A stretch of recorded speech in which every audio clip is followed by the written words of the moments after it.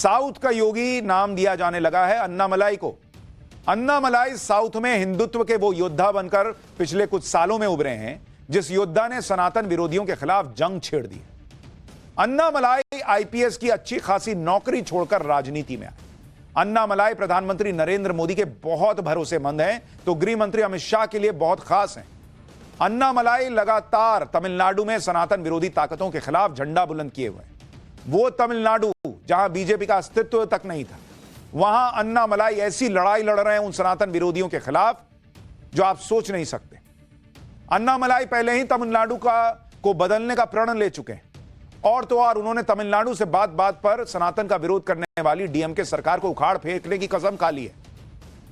अन्नामलाई को यह कसम क्यों खानी पड़ी, इसकी वजह भी आज आपको बताऊंगा। लेकिन पहले देखिए अन्नामलाई कैसे तमिलनाडु से सनातन विरोधियों के सफाई की अपनी मुहिम में जुट गए।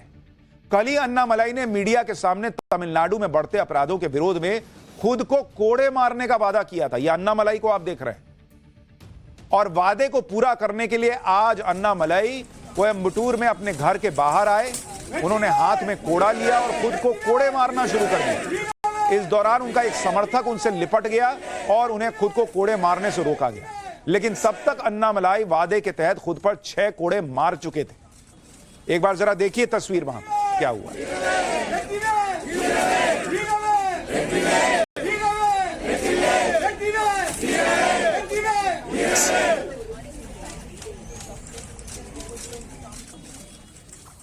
इससे पहले अन्नामलाई ने कल प्रेस कॉन्फ्रेंस के दौरान अचानक अपने जूते उतार लिए और कसम खाई कि डीएमके को सत्ता से हटाने के बाद ही वो अपने पैरों में चप्पल पहनेंगे। अन्नामलाई ने इसे तमिलनाडु में डीएमके की सरकार में आम लोगों के साथ लगातार हो रहे अन्याय के खिलाफ बड़ी मुहिम की शुरुआत बताया। इसके साथ ही अन्नामलाई ने आज से 48 दिनों का उपवास शुरू करने का भी ऐलान कर दिया। इस दौरान अन्नामलाई भगवान मुरुगन के 6 पवित्र धामों की यात्रा करेंगे ताकि 2026 के विधानसभा चुनाव में तमिलनाडु को उसका सनातन वाला गौरव वापस दिला सके। सुनिए अपनी कसम पर अन्नामलाई ने क्या कहा है, फिर उनकी इस कसम की वजह के बारे में बताऊंगा। And this is not against any person, not against anything. It is against the continuous injustice that is happening in the state. And what has happened in the Anna University is only a tipping point. If you look at what is happening in the last 3 years, continuous injustice against common people, against women, against children. Annamalai कह रहे हैं कि ये आम लोगों की लड़ाई लड़ रहा हूं मैं। वो अपने आप को कोड़े मारकर लोगों को यह विश्वास दिला रहे हैं कि आप जो दर्द महसूस कर रहे हैं वो दर्द मैं भी महसूस कर रहा हूं। कौन नेता ऐसा करता है बॉस? लेकिन अन्नामलाई कर रहे हैं, लोगों को यह यकीन दिला रहे हैं कि मैं आपके साथ खड़ा हूं। अन्नामलाई ने कोड़े मारने को अपने पूर्वजों से जुड़ी सनातनी परंपरा भी बताया, जो एक तरह से खुद को भगवान के प्रति समर्पित करने का एक तरीका है। लेकिन हर बात पर सनातन का विरोध करने को तैयार बैठी डीएमके ने अन्नामलाई के इस आंदोलन का भी मजाक उड़ाने में देर नहीं लगाई।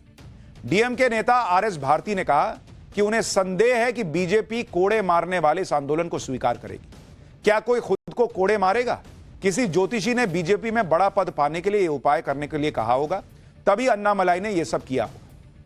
सोचिए, एक नेता पब्लिक का दर्द समझ रहा है, खुद को कोड़े मार रहा है और इसे अपने पूर्वजों से जुड़ी सनातनी परंपरा बता रहा है, लेकिन सनातन विरोधी इसका भी मजाक बना रहे हैं। जबकि अन्नामलाई ने यह सब इसलिए किया क्योंकि वो आरोप लगा रहे हैं कि तमिलनाडु की डीएमके सरकार में हर हद पार करने वाली घटनाएं हो रही। चेन्नई की जिस घटना को लेकर अन्नामलाई ने खुद को नंगे बदन कोड़े मारे, नंगे पांव चलने की कसम खाई, उपवास शुरू कर दिया, वो घटना क्या है? वो कोई उनसे जुड़ी हुई घटना नहीं है। उस घटना के बारे में आपको जानना चाहिए। 23 दिसंबर की रात 8 बजे चेन्नई की अन्ना यूनिवर्सिटी में इंजीनियरिंग की छात्रा के साथ रेप हुआ। यह वारदात हाई सिक्योरिटी जोन में हुई। यूनिवर्सिटी कैंपस के पास ही राजभवन और आईआईटी मद्रास का भी कैंपस है। मामले ने तूल पकड़ा तो पुलिस ने सीसीटीवी फुटेज की जांच की और आरोपी को गिरफ्तार करने का दावा किया, जो यूनिवर्सिटी के बाहर बिरयानी बेचता है। पुलिस ने आरोपी को गिरफ्तार तो कर लिया, लेकिन पीड़ित की पहचान उजागर करने के लिए बीजेपी ने डीएमके सरकार को निशाने पर ले लिया।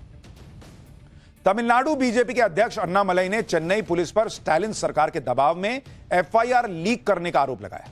अन्नामलाई ने आरोप लगाया कि एफआईआर इस तरह से लिखी गई है जिससे विक्टिम को शर्मिंदगी उठानी पड़े। आगे अन्नामलाई ने दावा किया कि रेप का आरोपी पहले से ही 15 गंभीर मामलों में शामिल रहा है। इसके बावजूद पुलिस ने उसे राउडी लिस्ट यानी निगरानी वाली लिस्ट में नहीं डाला। अन्नामलाई ने यह भी आरोप लगाया कि आरोपी डीएमके से जुड़ा है, इसलिए उसे बचाने की कोशिशें की जा रही है। इसके लिए तमिलनाडु बीजेपी ने रेप के आरोपी के साथ डिप्टी सीएम उदयनिधि स्टालिन के साथ आरोपी की तस्वीर जारी की और अन्नामलाई की अगुवाई में पार्टी ने तमिलनाडु की डीएमके सरकार के खिलाफ मोर्चा खोल दिया। हालांकि रेप केस की एफआईआर लीक होने पर चेन्नई पुलिस की तरफ से सफाई जारी की गई। चेन्नई पुलिस कमिश्नर के मुताबिक एफआईआर को आईपीसी यानी इंडियन पीनल कोड से बीएनएस यानी भारतीय न्याय संहिता में बदलने के दौरान ऑटोमेटिक लॉकिंग प्रोसेस लेट हुई, जिसकी वजह से एफआईआर लॉक नहीं हो पाई और तकनीकी गड़बड़ी के कारण लीक हो गई। चेन्नई पुलिस कमिश्नर ने इस चूक के लिए जिम्मेदार लोगों के खिलाफ जल्द ही केस दर्ज करने की बात कही। वहीं महिला आयोग ने भी चेन्नई में हुई रेप की घटना को बेहद गंभीर बताया है। एनसीडब्ल्यू ने बयान जारी किया और कहा कि आरोपी पहले से अपराधों में शामिल रहा है और पुलिस पिछले मामलों में उस पर एक्शन नहीं ले पाई। इस लापरवाही के कारण उसे रेप की हिम्मत मिली। एनसीडब्ल्यू ने तमिलनाडु के डीजीपी को पीड़ित के लिए फ्री इलाज और सुरक्षा देने के लिए भी कहा। उन्होंने पीड़िता की पहचान सार्वजनिक करने वाले अधिकारियों पर कार्रवाई करने का निर्देश दिया। लेकिन इस मामले को लेकर जिस तरह से अन्नामलाई ने विरोध किया, वैसा विरोध आपने कहीं नहीं देखा होगा। कौन नेता होगा जो इस तरह से खुद को कोड़े मारेगा? लेकिन अन्नामलाई इसीलिए सबसे अलग है। राजनीति में एंट्री के बाद अन्नामलाई को साउथ का योगी कहा जाता है। नरेंद्र मोदी का बहुत भरोसेमंद व्यक्ति कहा जाता है तमिलनाडु का। तो राजनीति में आने से पहले जब वो पुलिस में थे, तब अन्नामलाई को साउथ का सिंघम कहा जाने लगा था। अन्नामलाई दरअसल 2011 बैच के आईपीएस अधिकारी थे, जिन्होंने 2019 में सर्विस से रिजाइन कर दिया था। उस वक्त वो बेंगलुरु साउथ के डीसीपी थे। 8 साल के पुलिस करियर में अन्नामलाई की पुलिसिंग स्टाइल की वजह से लोग उन्हें सिंघम अन्ना कहकर बुलाते थे। तब भी वो पब्लिक की ही चिंता करते थे। अन्नामलाई की पहली पोस्टिंग कर्नाटक में थी, जहां उन्होंने अवैध शराब की बिक्री और गुटखा तंबाकू के खिलाफ ताबड़तोड़ एक्शन लिए। इससे अन्नामलाई बहुत लोकप्रिय हो गए। इसके अलावा कई मामलों में पीड़ितों को न्याय दिलाने में अन्नामलाई की बड़ी फैन फॉलोइंग बन गई और राजनीति में एंट्री के बाद भी बेहद कम समय में अन्नामलाई साउथ की राजनीति में बड़ा नाम बन चुके हैं।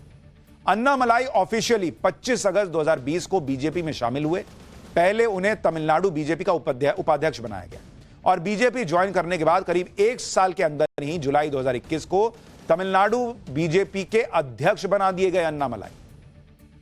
और यह सब हुआ अन्नामलाई की तेज तर्रार छवि के दम पर, क्योंकि बीजेपी में शामिल होते ही उन्होंने राज्य के लोगों से जुड़े मुद्दों को जोर शोर से उठाना शुरू कर दिया और इसके लिए पीएम मोदी भी कई मौकों पर अन्नामलाई की तारीफ कर चुके हैं। आप सुनिए पीएम मोदी कैसे अन्नामलाई की तारीफ करते हैं। इतना जबरदस्त नेता है अन्नामलाई।